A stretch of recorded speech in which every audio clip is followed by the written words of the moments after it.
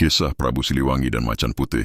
Pada zaman dahulu kala, di tanah Pasundan yang subur dan elok, berdirilah sebuah kerajaan besar yang dikenal dengan nama Kerajaan Pajajaran. Kerajaan ini makmur, dipenuhi sawah hijau menghampar, hutan lebat yang kaya hasil alam, dan rakyat yang hidup rukun dan sejahtera.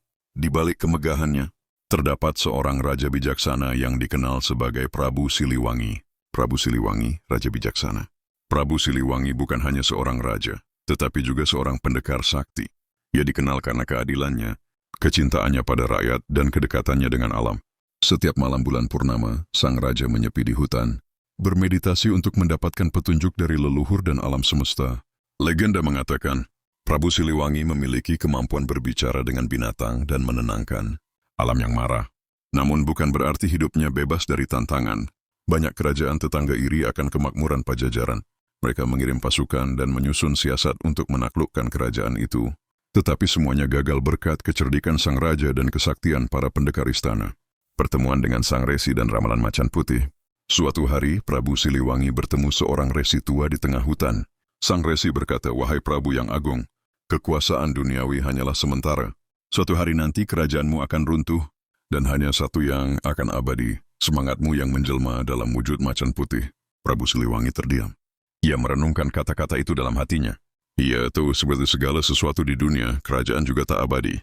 Namun, ia bertekad meninggalkan warisan yang akan hidup dalam hati rakyatnya, keadilan, kebijaksanaan, dan cinta tanah air. Akhir kerajaan dan misteri sang Prabu.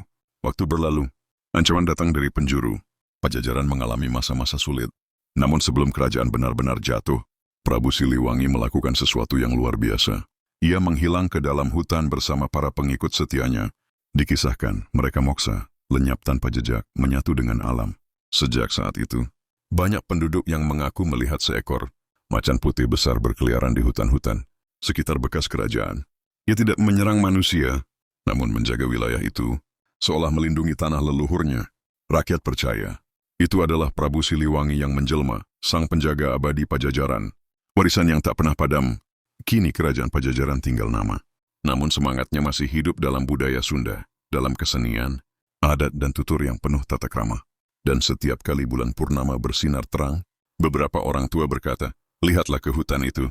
Mungkin kau akan melihat sinar mata Macan Putih yang masih menjaga tanah ini."